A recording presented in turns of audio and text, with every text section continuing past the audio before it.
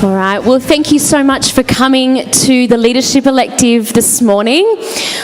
We are so honoured to have Pastor Jason Spears sharing with us in a moment.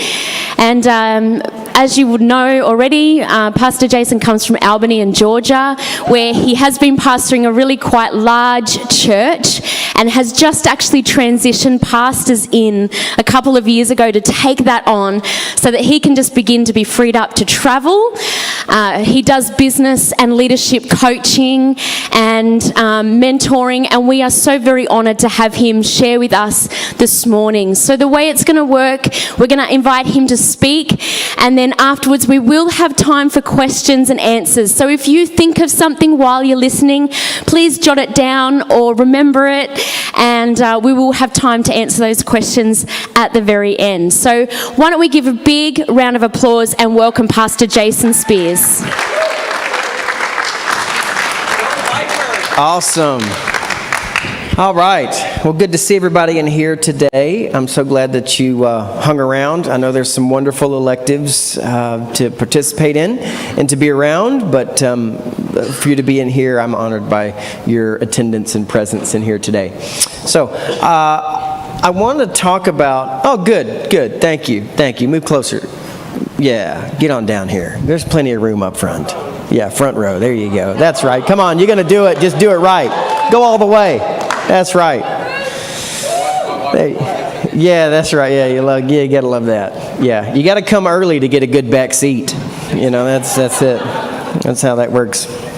So, yeah, well, today in our session, I'm going to take a little time, but I'm going to reserve quite a bit of time for questions if you have them, and if you don't, then we'll get out early. So that'll be up to you. But I want to talk about building momentum, whether it's in your business, whether it's in your church, if you're a pastor, if you're a leader, if you're a department leader, whatever that looks like. I want to talk about how can you build momentum. All right? So it starts with this. I want to give you 3 words today.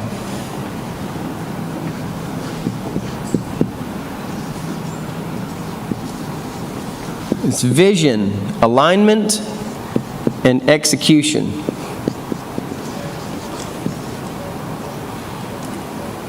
Okay?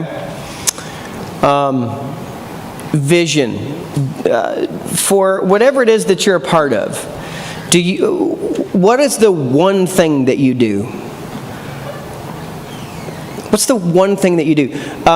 When we were starting our church, we took over a church that, we were relaunching our church. We had 37 people our very first Sunday.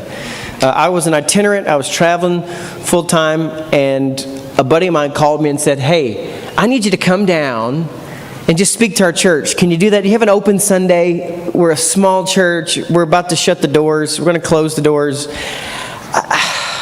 We just need somebody to come," and this is what he said exactly, "speak life over our church.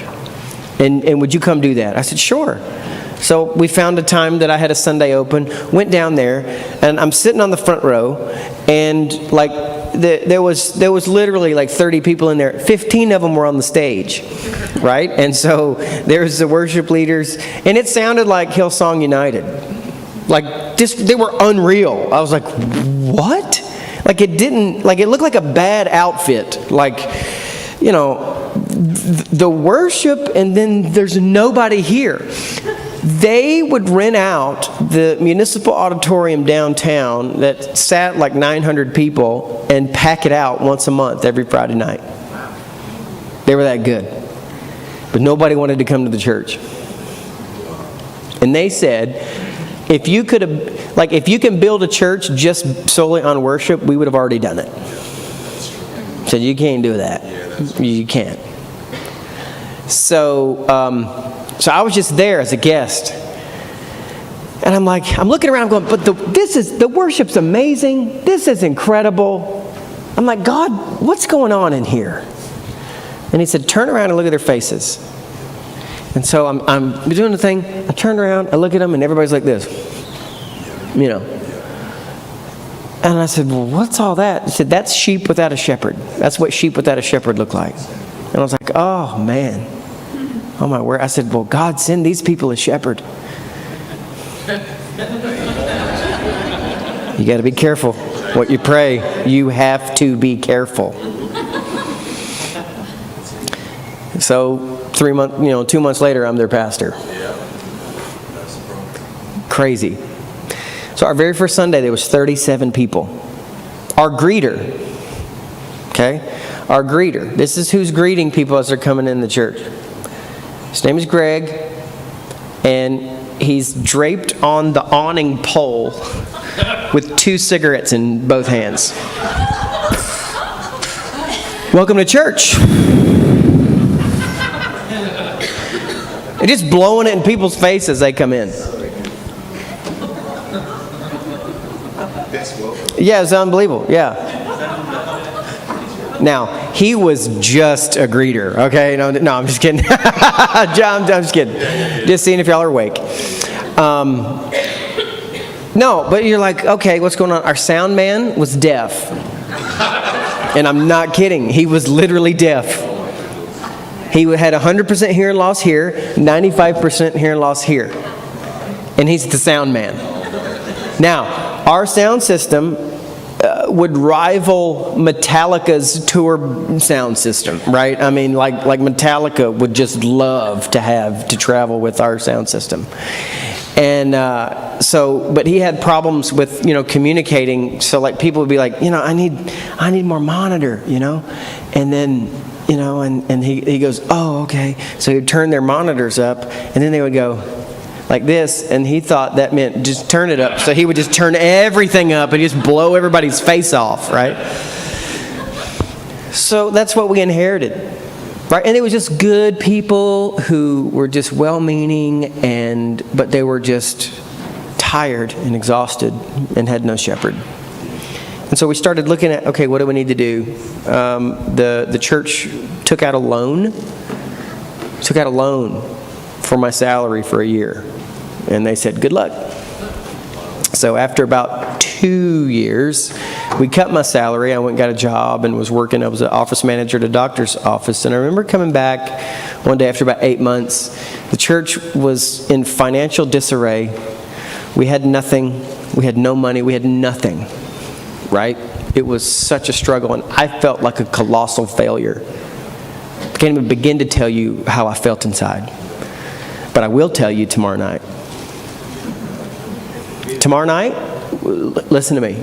Tomorrow night, I'm going to be as the most vulnerable as I've ever been. And I'm going to share some things with us tomorrow night that I promise you will change your life. I promise. Anyway, a little plug for tomorrow night. So I'm like, get off of work. I drive to the church. It's pouring down rain, and it was, dusk. Sun's going down, and like outside looked like my heart. And I'm just sitting in my car crying, and I couldn't even muster up enough strength to go inside to the church to pray. So I just prayed right in my car. I can take you to the spot right now where it is. I said, God, you didn't bring me here to do this. What do you want me to do? And I believe God speaks to us in our language. And I speak fluent sarcasm. And so, fluently. I mean, I can go in and out. I speak English and sarcasm. I'm bilingual, yes. And so, I said, God, what do you want me to do? And if I've ever heard God before, I heard him say this: I'm glad you finally asked me. You see, you've been trying to do it for 3 years by yourself. You've been trying to get people to come to the church for 3 years. When I never asked you to try to get people to come to the church. I don't want you to try to get people to come to the church. I want you to try to get the church to go to people. So he said, go take care of people nobody else wants, and I'll take care of the church.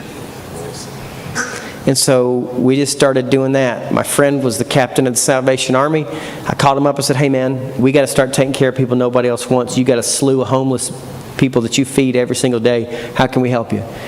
He said, man, I'd love to be able to give my staff a night off once a week so they can have dinner with their families. What if y'all covered a Tuesday night? So I said, we'll be there. So I got up at church on Sunday. I was like, all right, church, we're going to go take care of people nobody else wants. And God's going to take care of our church. We got a sign-up sheet in the back. And we're going to go serve dinner at Salvation Army every single Tuesday. Who's with me? Let's go. And then we show up on Tuesday night. And who's there? Me.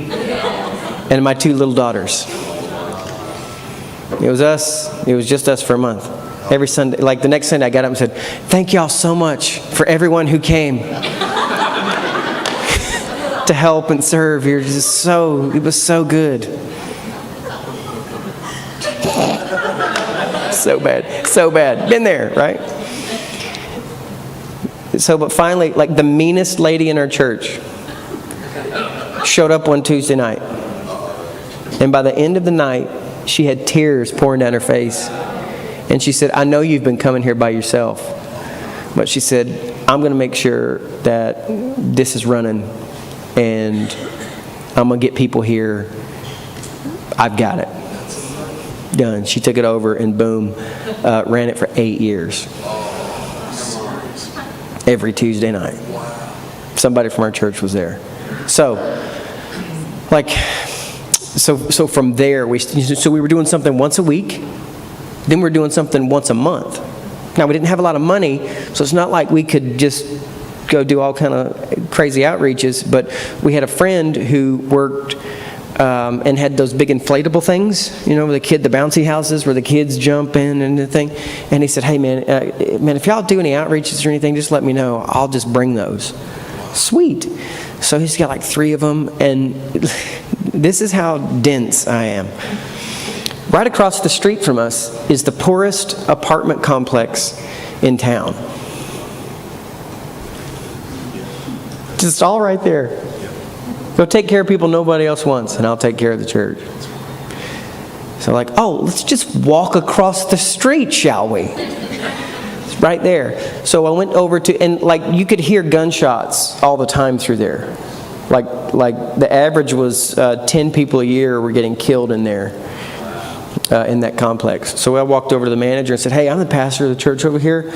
What if we came on a Sunday evening, like at 5 or 6, and did a big thing and a big barbecue and brought everybody out and just met people and had fun for the kids and all that kind of stuff. And they were like, are you serious? I'm like, yeah. She said, I've been praying for somebody to help us. I'm like, what? Okay. So then we started doing it. So once a month, we would go in there, and we would have movie nights for the kids. And so, everybody started slowly coming out, right? Sometimes we think we're just going to knock on doors and tell people to come on out and all this kind of stuff. And we think, it's just going to be this big, huge thing. No, it's not always going to be that way. But don't let it stop you. Don't let it deter you from continuing to do what God's called you to do. Because consistency breaks down resistance. The more consistent you can be with people, the more you'll break down the resistance that they put up because they want to see that you're going to be there. Are you just doing this and then you're going to leave? You know? So we started doing that. Then once a quarter, right? Once a quarter, there was a church downtown who, there was one night the Salvation Army wouldn't feed people. That was Sunday night. And this church picked that up. And so they had 150 homeless people every Sunday night. They said, our Sunday school classes take care of the meals and do the message and stuff, but we need help. We hear that your church loves and looks after the poor. Would you be willing to come cook a meal? They had a full kitchen. Would you be willing to come cook a meal and then do a service for all of our neighbors? They called it Sunday Evening with Our Neighbors. And it was so good. And they had a creed on the wall where it said that we would all say together and then pray over the meal and before evening started. But it was beautiful. It said something to the effect of, in here, this is a safe place. We're all one. And this is a safe haven free from the violence of the world. And it was just a beautiful thing. And at the end of the night, everybody would get in a big, huge circle and join hands and sing Amazing Grace together. Beautiful, right? Beautiful. So we started doing that once a quarter. So we're doing something once a month, once a quarter, once a year. Once a year. And so, once a week, once a month, once a quarter, once a year. Once a year popped up. So here's what's happening. So our vision then became that, so you have to answer this question. What is it that you do? What is it that your church does? What is it the department that you lead does? What does your business do? What problem do you solve? If you're a pastor in here, if your church shut down today, would your community even know? And would they care? Like, we wanted to be the church that if something happened and we had to close the doors of our church, that people would notice. They'd be like, oh, where did those awesome people go? There's a little gap. Because they're so involved in the community, right?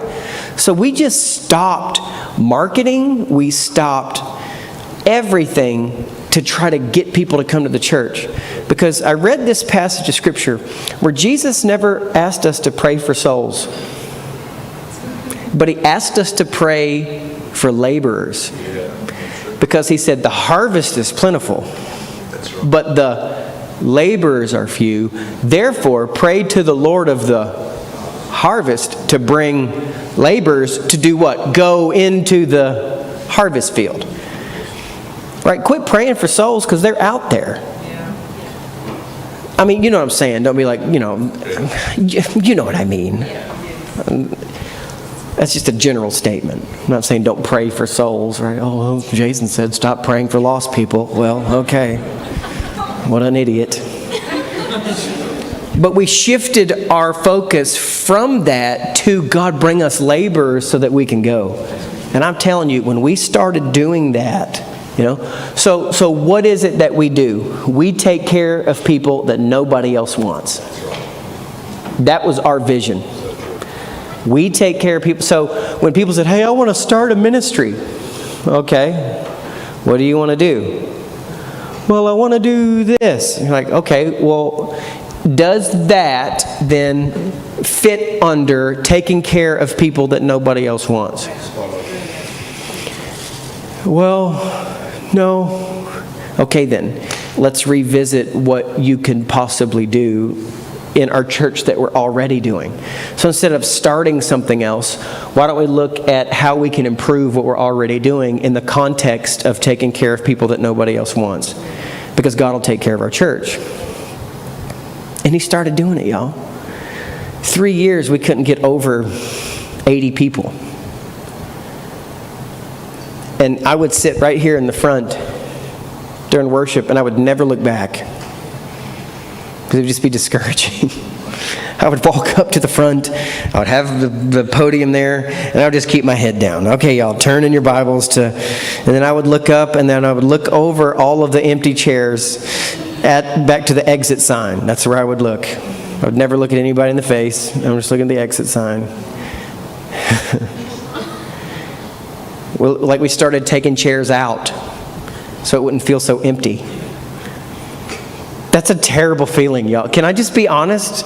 Can I just be AA honest with you in here? Please do. Thank you. We were taking chairs out. But when we started taking care of the people that nobody else wanted, when we started looking after the poor, the widow, the orphan, I'll never forget the Sunday. I'll never forget the Sunday. When I got up and walked up and stood up there and I looked out and there were elders who were grabbing chairs and stacking up chairs in rows because there was standing room only.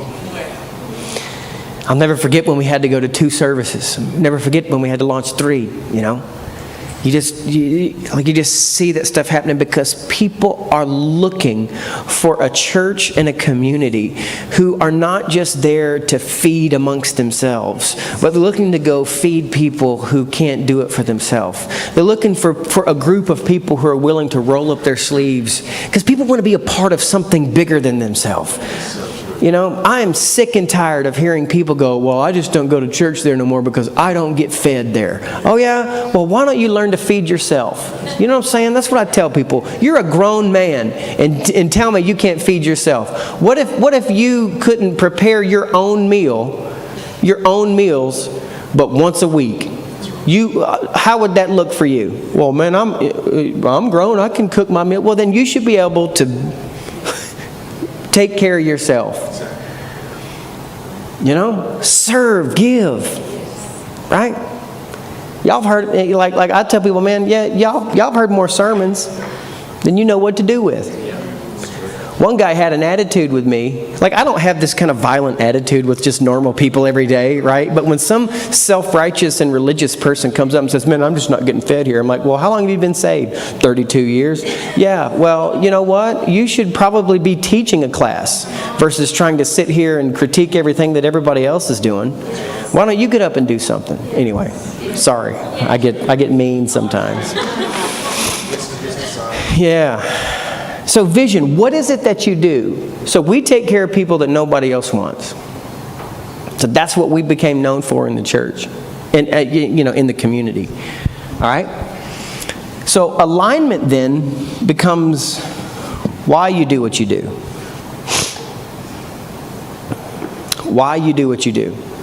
So when you can clearly communicate in a compelling way what it is that you do. So all of my Sunday messages revolved around us taking care of people that nobody else wants. Well, what would be one central theme that you would communicate through that? Well, that's love, right?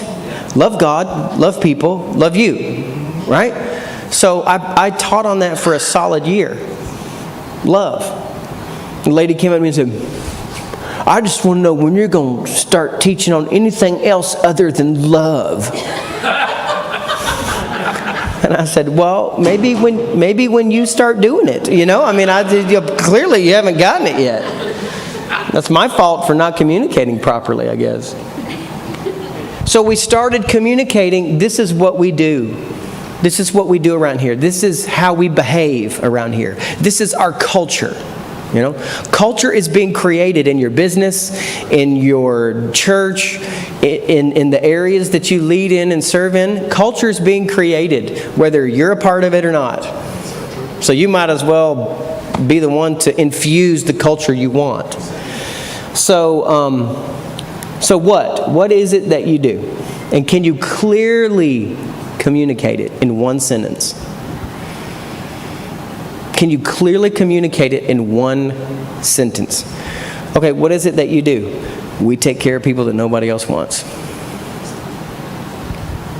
All right? Now, when you're starting an initiative, when you're doing something, so when we started once a week, like I'm going to reverse engineer this because I didn't do it to begin with, and that was awful. And it took a lot longer, right? So week, month, quarter, year. Okay? So when we started doing this, I just got up on a Sunday and went, hey, guess what? This is what we're going to do now. And it was the first time everybody heard it. And then I was surprised when nobody showed up on that next Tuesday. But after a month of it, finally somebody showed up. Why? Because I didn't take time to get anybody in alignment with what God had spoken to me. So you can have the most clear and compelling vision on planet Earth, but if you don't spend time getting alignment and getting people on board, getting people to buy in with what it is that God has called you to do, then it's just going to stay over here. It's not going to get any traction, there's not going to be any movement, and it's going to be a struggle. And then you wake up and wonder, well, then you'll start resenting people. Well, they're just not on board with the vision. And I've learned that any time that I've ever said that, well, they're just not on board with the vision, then that means that 9 times out of 10, it has nothing to do with them not being on board with the vision. It's that I didn't take time to communicate it properly and get them in on it, right? So when you're going to bring change, when you're going to build momentum, when you're going to start a new initiative, it's all about communicating this. Because when you change anything, what's the first question people ask? Hey, we're going to do it this way now. Well, why are we doing that? So what I've learned is, like when we launch this thing out, and when we do this, I'm going to do everything I can before I even communicate it publicly to tell people, hey, this is why we're doing this. So start with the leadership team, start with the staff, start with all the people, and work my way down. Right? To the point that I go, hey, like I find two of the biggest gossipers on planet Earth that were in my church. Like you could not shut these people up. And I would say, hey, what do you think about us doing something like this? And they go, oh, well, I just don't think that's going to be a good idea. Well, why not? Because there's nothing wrong. It's not weakness to ask people what they think. It's really not, because somebody might have a perspective you didn't see before, and you can correct it before. And I'm going to talk about that in a second. Yeah. So then, hey, what? Then after a conversation, they go, oh, you know what? I do think that's a great idea. Well, here's how this is going to play out. We're going to do it like this. Oh, man, that's awesome. I'm like, great. Now, don't tell anybody. So what's the first thing they're going to do? Hey, guess what we're doing at church? Pastor talked to me, and I have all the information. And, right? So now if you're a business owner, business leader in here, I'm just telling you from my perspective, but it works globally, okay? So why are we doing this? So the biggest thing to do with people that you lead is to do a pre-mortem.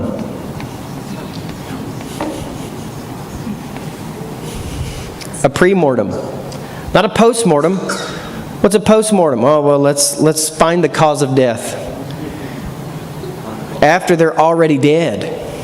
So what we started doing is, we started going, okay, if this thing does die, why would it? If this thing's not going to work, what would keep it from working? If this isn't going to gain traction, then what would be the contributing factors to keep it from moving the needle? Right? And so we're going to say, all right, so it's this, and this. Okay, well then before we even communicate the why, we're going to then so let's go ahead and sort this stuff out and make sure this is all nice and tidy. And then we can start communicating with people what it is that we want to do, which is go take care of people nobody else wants. All right? So from here, then, you move over into execution. And execution is the how you do it. How do you go about getting it done? Strategic planning. Now, this goes completely contrary to everything that I am. This is a learned thing for me. Because I'm let's big vision, big dream, let's do this, and I'm not in the details. I have to force myself to be in the details, right?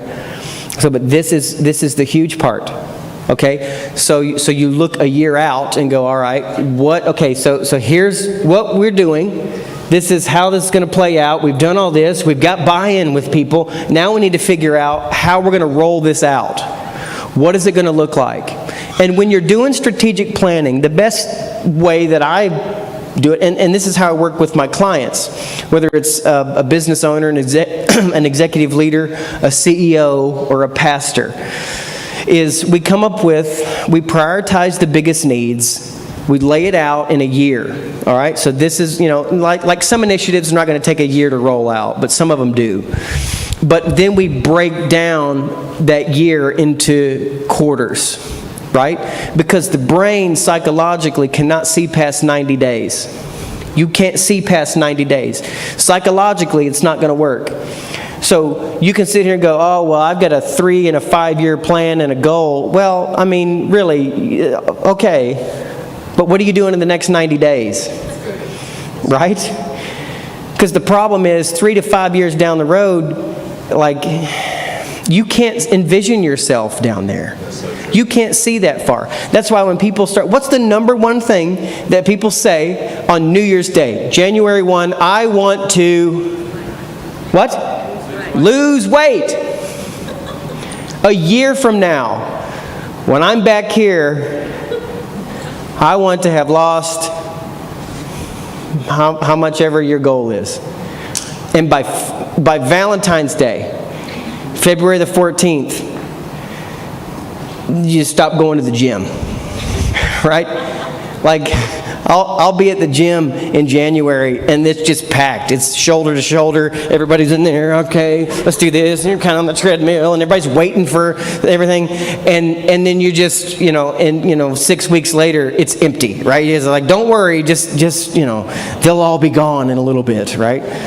And why is that? Because we think like we're looking too far down the road, and in reality, we can't envision what we are going to look like that far, and so we just give up because we're not seeing the results, because we think we should see it right now.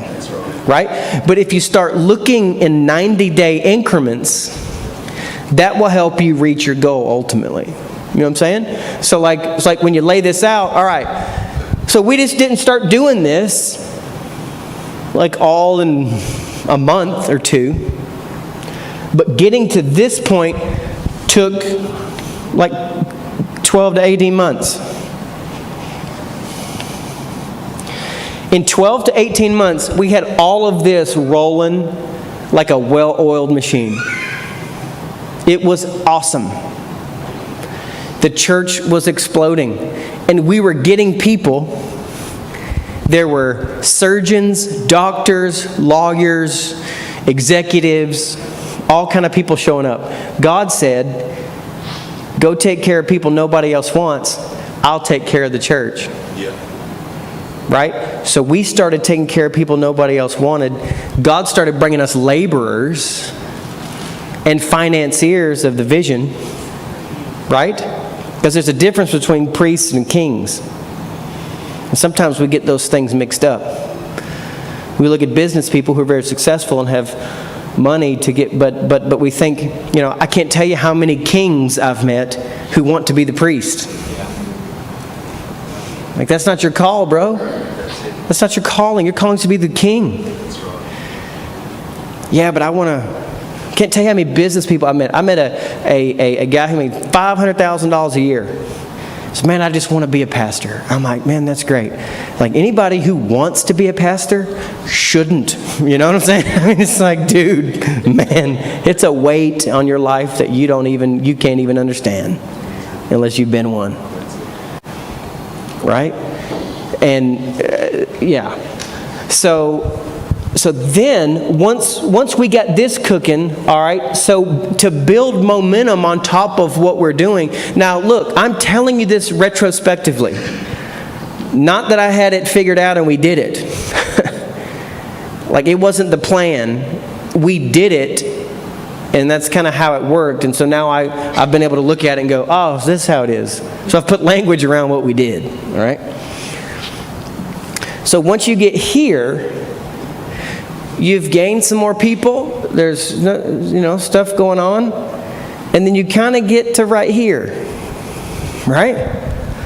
So you're kind of coming up, yeah, everything's good. And then all of a sudden you kind of start, oh. So when you kind of peak, you know that you're peaking when you just feel it. It's an atmospheric thing. Like, we're just kind of flat. That's when you got to start a new initiative. That's when you got to start something new. Toothpaste.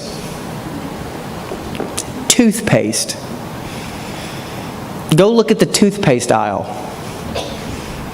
Colgate Mint, Colgate for kids, Colgate New. Oh, well, I'm going to try the new one. right?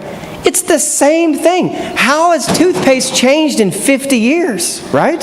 It's all the same. But they just said, "Oh, this is new." So when you're pushing something and trying to move, trying to create some more and build some more momentum to get this back up, you got to start something new. And so we did it in this context around we take care of people that nobody else wants. Right? So we did that kind of thing. Okay. Any questions, comments, or snide remarks around any of this? I'm open to all of them. Yes?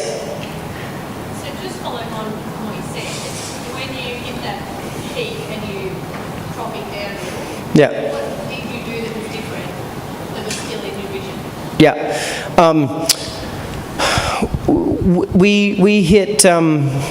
We hit a plateau. We started dipping a little bit, and we're like, all right, we do have some new people coming, but it was, like we're getting new people, but it was our regulars it was almost like they were getting bored with this, and not bored, but comfortable, I guess.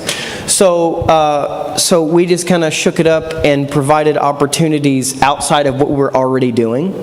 So we started with the Salvation Army. We did, the apartment complex. We did the church on the feeding, Sunday evening with our neighbors.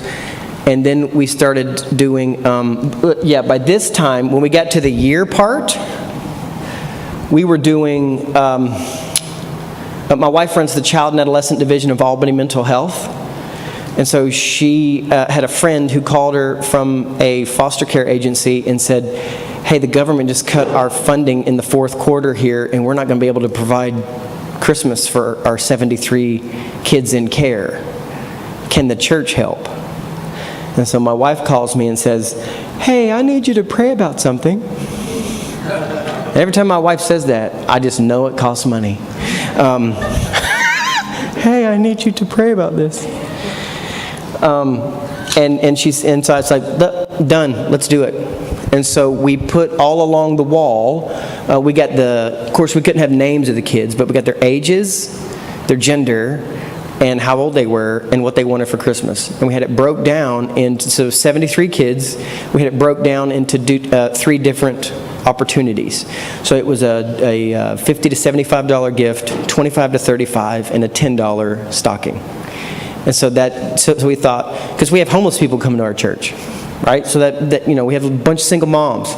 So, but that gave everybody an opportunity to participate, right? And so in that, little did we know, we had 73 bicycles that somebody donated that didn't even come to our church. They just said, "Hey, I heard what you're doing. Does anybody got bikes? Because every kid deserves a bicycle on Christmas." I'm like, "Yeah, and I'm the biggest of those kids, so I need one too." So all along the church, in church, had Christmas trees up, and all of the gifts, like the week before we did it on a Thursday night, this big dinner. So we had all the foster care families come in, the families too, not just the kids, because the families, man, they, to do what they do is a special thing. And so every single one of those cards was taken care of. A homeless man, I'll never forget it, named Mr. Jones. He's a paranoid schizophrenic with full-blown AIDS. He took one of those cards. I walked up. I got emotional. I walked up and said, "Man, Mr. Jones, look at you, man." He said, "Yeah, preacher, it's for the kids, but man, this is going to get into my liquor budget." He's been honest. He said, "But it's for the kids. It's for the kids."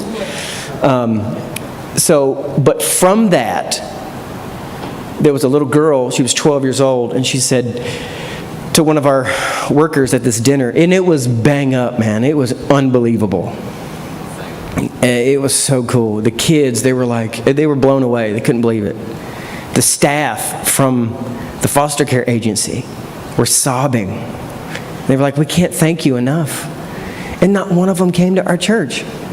But it didn't matter. because we're taking care of people that nobody else wants.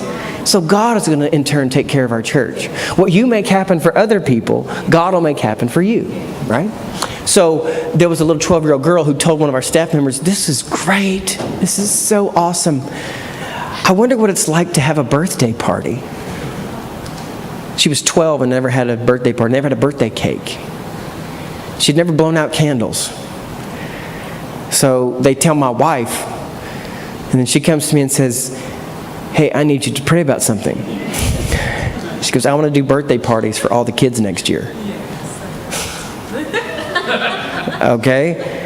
Dollar signs, right? But that didn't matter. So from that, it took this long to get that going. And from that one event, it sparked something new that fit within the context of our vision. So we then, in January, went to the church and said, we had pictures and everything. "Church, you have no idea what you did for these kids. You have no idea." I said, "I'm so overwhelmed with the generosity of this house to do what you did for kids that you might not ever meet. But I promise you," I said, "you know what? We can't change the world." I said, "But the world for those 73 kids has been forever changed because you love." And I said, and then I just told the story. So, I talked to our elders, I talked to our staff. Is this something we can pull off? Can we do it? We'd already gone and gotten commitments from people in the community. So we went to the bakeries and said, "Hey, we're going to provide 73 birthday parties for foster kids. How many cakes are you going to be able to donate?" Like, not giving them an option. Like, yeah, say no to a foster kid, all right? And sleep at night. Good luck. And so we had it all sealed up before we even said anything to the church. So, but everybody was on board from the staff-wise, and then we got, people, leaders in the church like, "Hey, what do you think?" So then when we took it to the church, we said, "Hey, wouldn't it make sense that because we take care of people nobody else wants," and the Christmas party was so amazing, but what about their birthday? And I just told them the story of the 12-year-old girl, right? Done. It was just like a new influx of people wanting to serve and help. So we still had these things going, but this was wave number one. And so we had to start creating and building wave number two, right? And you have to start looking at what that will be like in the context of your vision every 12 to 18 months. You got to start something new. Yeah. Yes? I've heard you talk, and it's probably more in the execution. Sorry. Thank you. I've heard you talk, and it's more in the execution area around, I think you've talked about a few big projects. Yep. And a few different community touch points, but I've heard you talk about the power of doing little things using small groups. Yeah. Can you talk about that if you did per quarter? Often a lot of us would talk about in school terms, which is about a quarter. Okay. Yeah. But can you talk about that and the numbers when you start that compounding effect of numbers when you run a lot of your community stuff through groups? Right. Yeah. Our small groups, like within our church, like we have now, my pastor, we handed the church over to. He's now my pastor. He was my youth pastor for 10 years. Now he's my pastor. It's kind of weird. But I do let him know, "Hey, I was your pastor at one time." But now we have what we call Serve Day, and it's basically all of this. Like it's the once a year thing, one of the once a year things. But all of the small groups signed up to do individual projects, right? And so that small group community began to do that. And going into a small group, they would say, "Okay, our group is going to be on Serve Day. We're going to be doing this," right? Actually, sorry, it's not just once a year, but they do it twice a year per term, small group term. But the influx of people into the small groups, because they knew at the end of their small group they're going to do a service project. So it's not like we're just coming to do a Bible study, which is great. We're not just doing a Bible study, right? But at the end of it, we're going to take what we've learned from the Word and actually apply it. And we're going to do it together. Oh, man. Small groups in our church now, and Josh is a master at it. I think it's like 70% attendance. 70% of our church are actively involved in small groups, thus increasing the opportunity for outreach. Right? So how that's communicated, right? So what you do, communicating why you do it, but then laying out how. So, hey, here's how now we're going to do it this way. Which he's come up with a way more effective way of doing it than what I did. I just said, hey, let's all go and show up. Woo! You know. And then but he has a more systematic way of doing it, and it's telling people, hey, our small group is going to be doing this project, right? Does that answer your question? Yeah, and also like if you've got a church who's got 12 small groups. Yeah. The thing that really worked for us, we've started to do it in a couple of our locations where if you've got 12 groups and once a term they do a small thing. Like we had one group that they pulled some money together and put up a fence for a disabled lady. And all right. Brilliant. So if you've got 12 groups and everyone does one thing per term, 4 terms, that's 48 community touch points. Right. Brilliant. So you're not having to do a huge thing. And for us, that was just a real lights on thing. Yeah. Brilliant. Yeah. So we copied you off that. Well, and it helps with communication too, eh? So I mean, like you have different groups, like our men's ministry did that kind of thing. We were putting up, veterans who were disabled, serving our country. We would, wheelchair ramps and stuff. We would make that for their homes, and just guys who had a passion for doing that, Yeah. So yeah, that's so good, and that's brilliant, Pastor. Yes, sir. Thank you, Jason.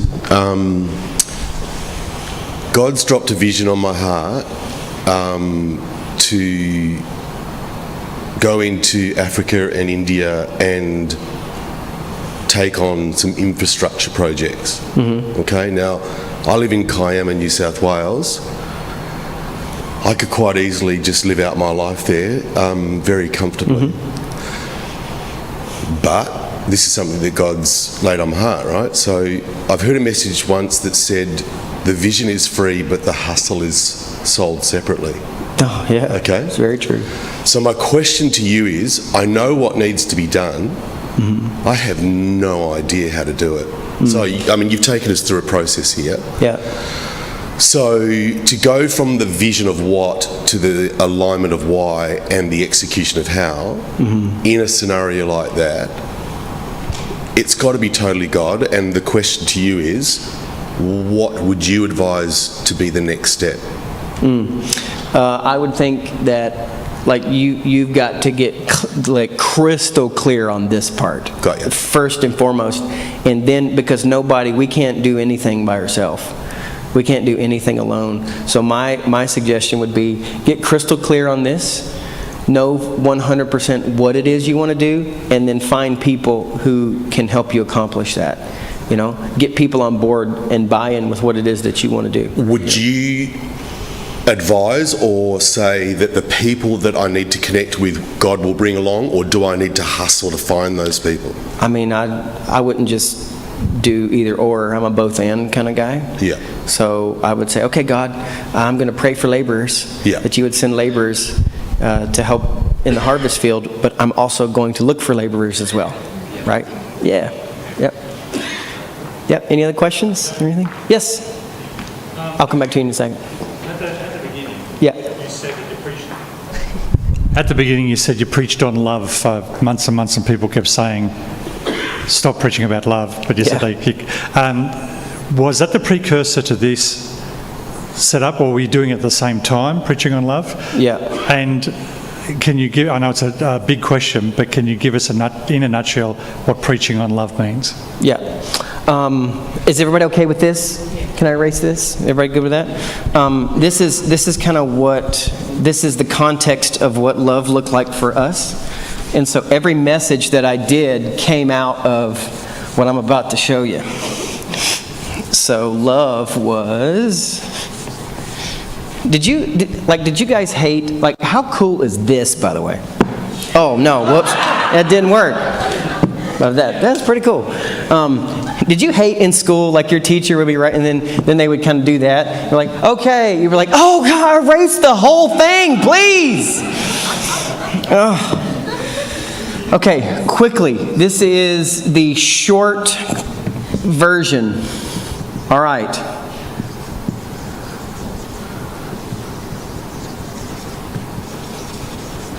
So this was the context for everything that we did in our vision. Go take care of people nobody else wants. Okay, so love God. All right. So Matthew 22. That's where we take it from. Love God. How can we love God?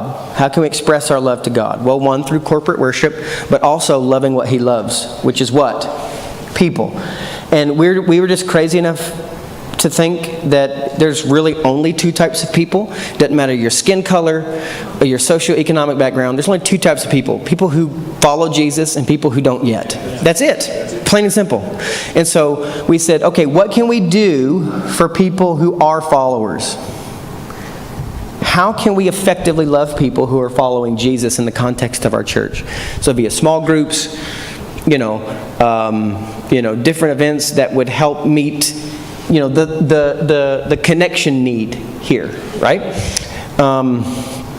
And so what can we do to help with the not yetters? And then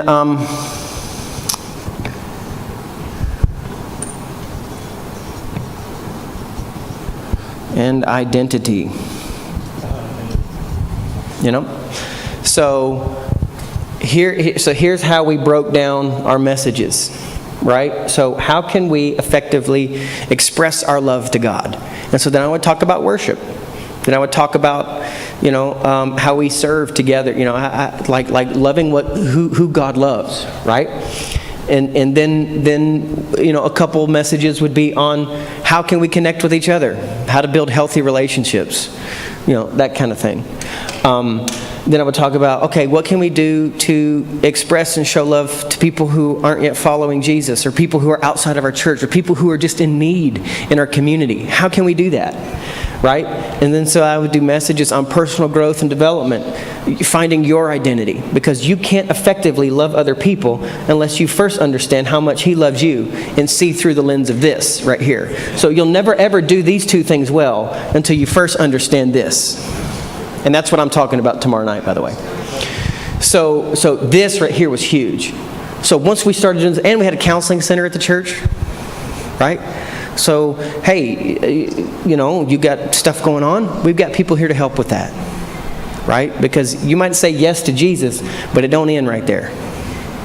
Because you can say yes to following Jesus and still sell Him out for 20 pieces of silver. So we all have heart issues, right? So that's what a year's worth of preaching on love looked like. Yeah. Okay, I got 4 minutes.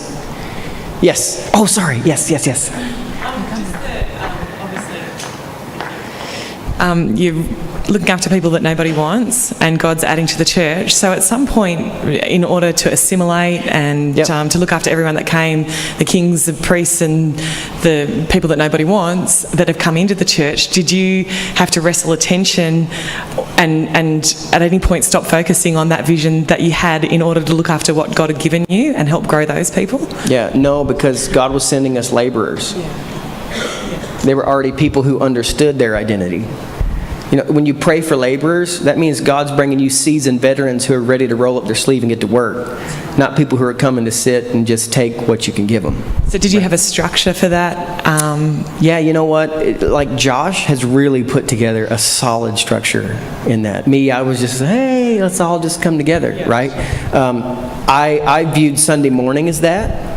That was because we had the wealthiest man in our city sitting next to Mr. Jones, the paranoid schizophrenic with AIDS, who hadn't showered in a week, and neither one of them cared. They were just sitting in church together, right? And they loved one another. And then Mr. Burt started giving him lunch money, and then he sat next to him every single Sunday, right? So, it's just right? Okay, can I give you 2 minutes on I just would really like to give you something on building healthy relationships. Can I give you that real quick? Okay. Now, I'm a baseball guy, okay? I like baseball. I know that's not too big over here because I don't understand cricket at all. I've tried. Maybe one day. Okay. There's a baseball diamond. First base. First thing you have to do in building healthy relationships is history giving. There's got to be a level of vulnerability of you sharing your story where people can relate to it and know that when they come into your community, they're coming in knowing that there's a group of people who God loves. There's a group of people, and then sharing His story. Right? Because God has a story. The Scripture is littered with people that God loves, who are the most jacked up people you've ever seen in your life. I mean, just go read David. Good grief. Right? So, but being able to say, hey, you know what? I've been messed up in my life, but He still loves me for some reason. And then sharing history, and people can relate then and go, oh, well, if He did it for you, then maybe He can do it for me. Then you can move to affirmation. So this was the context of all of our small groups right here, just so you know. So everybody is giving history. Everybody is sharing history. That's first base. Affirmation. You know, affirming people. Like, oh yeah, I know your story, but I still like you. I know your story, but hey, I'm still with you, man. It's words to you about you. Speaking life over people, right? It's words to God about you. That's affirming. Like I'm thinking up words to formulate into sentences and then paragraphs and then taking them to God on your behalf. That's one of the most affirming things we can do for each other, is to pray for each other. Right? So affirmation. Okay? And then over here is commitment.